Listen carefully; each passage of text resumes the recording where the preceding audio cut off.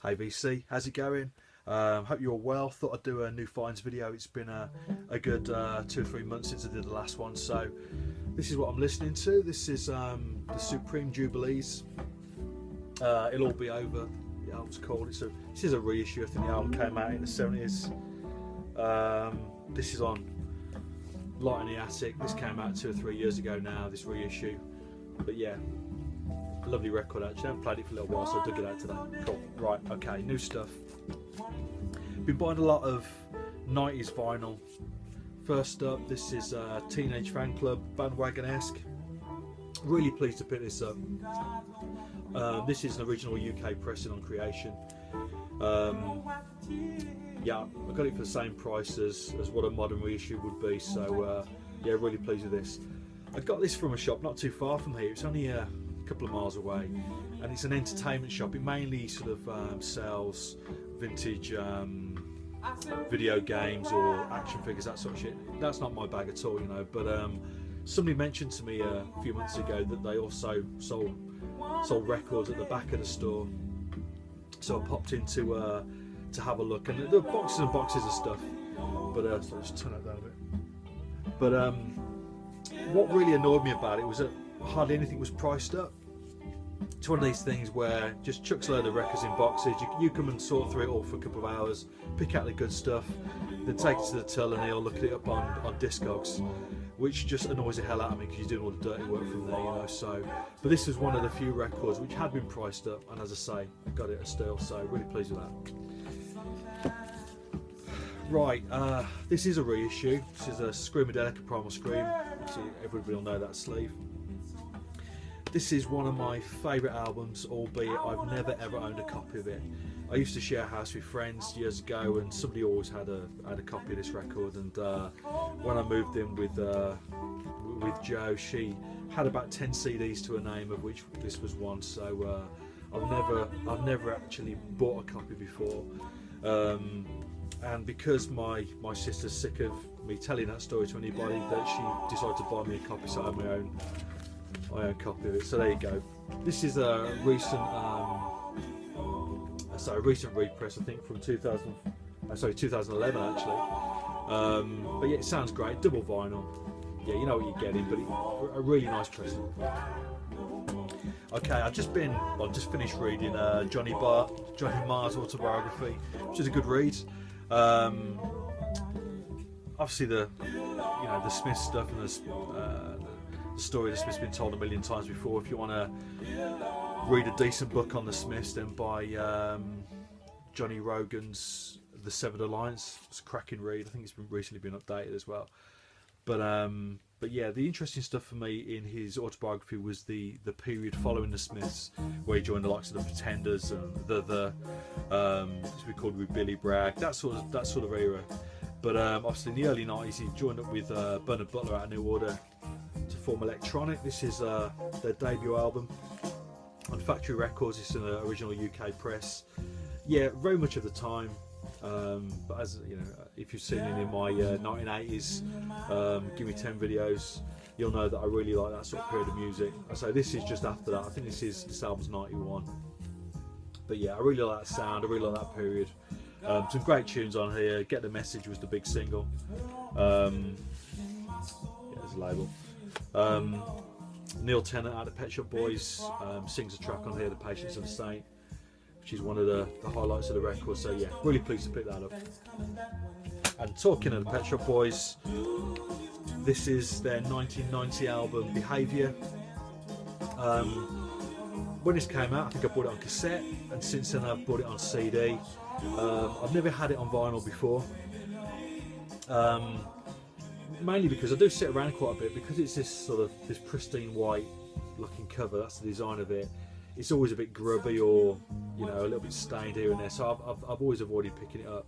But I found this lovely mint copy of the album. Sounds great, original UK pressing again, and this is their best album, so if you haven't heard it, check it out. And one final little bit of 90s vinyl. Anybody remember Carter the Unstoppable Sex Machine? Well, yeah, this is their album 1992, the Love album. Yeah, I like Carter, I liked them at the time. just good fun music. You know, I think they're still getting together now, don't they, and play at festivals. So I haven't seen them recently, but yeah, just yeah, good fun music from that time. Basically, the tracks on here that you may well know, the only Living Boy New Cross was the big single on this. His Wrestling Fix, stuff like that. Yeah, nice original copy. Only cost me a £5, so pleased with that. Right, I've already picked up a few reggae bits over the last few months. I bought this a record fair a couple of months ago. Susan Cadogan. Yeah, this has actually just been re-released on Light in the Attic, but this is an original UK Trojan pressing. Absolutely stunning condition.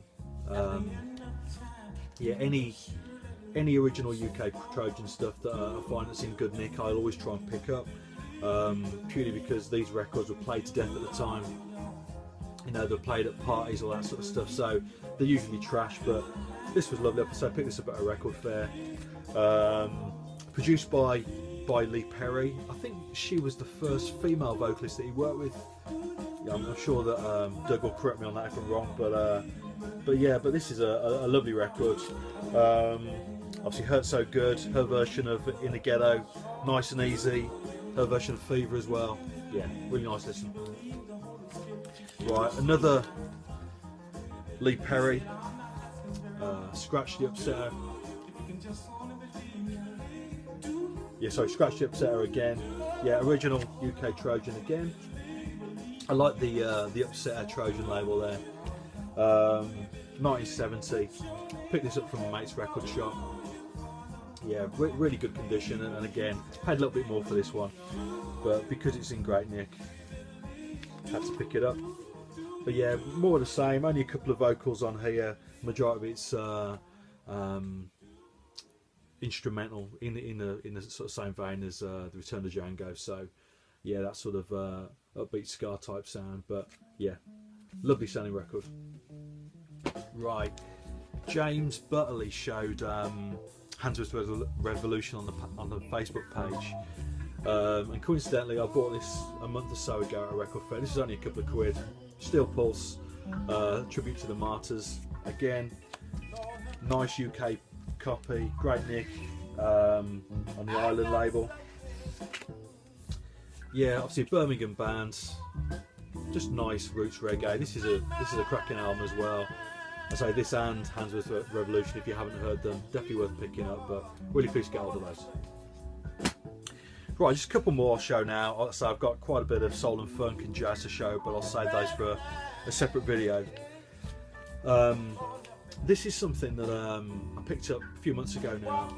I saw the Zombies play in the summer at a festival, and I didn't really have much in the way of expectations. You know, I know that they're getting on a bit. I know a few of their tunes. I've got the Odyssey and Oracle album, that's about it. But they were the best band of the day by far at this festival.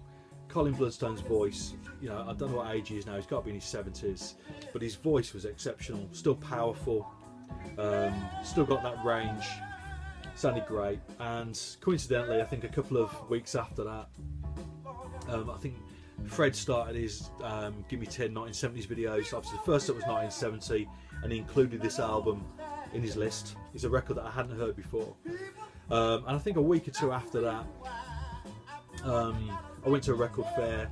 A dealer that I buy quite a bit of stuff off shoved the box towards me and basically said he'd picked up a decent collection, all in great nick. He'd made his money back on it, so anything in the box I could have half price. So this was at the front of the box. So I figured it was all a bit of a coincidence, so had to pick it up. Only cost me a £5 on Epic. Absolutely mint condition and a lovely album. Again, much better than I was expecting. I will have to try and pick up some of his other stuff, so any recommendations, give me a shout. But yeah, nice record. And finally, something a little bit different. I don't know whether anybody knows this album. This album's called Sweet London, and it's by the Peddlers, obviously a folk band. Now, I don't know about you, but if I ever see any Peddlers records, I always skip over them at car boots or fairs or whatever. It's not my bag at all. However, this album, I heard part of it played on the radio probably a couple of years ago now on Stuart McConey's Freak Zone. It was the album of the week. and I was so impressed by what I heard. It's orchestral, obviously big string arrangements, but with lots and lots of funky drums on it. It's a concept record, and from start to finish is absolutely wonderful. Now, I picked up a copy of this a couple of years ago after hearing that radio show. I think it cost me 20 quid, something like that, on eBay. Regularly goes for 20-30 quid on Discogs, but I found this copy at a record fair, and it cost me a couple of quid. So having a second copy doesn't hurt, but as you can see, it's on Philips. Yeah, if you do see this, please pick it up. It's one of those records that would be very easy to skip over, but definitely worth seeking out. Right, cheers.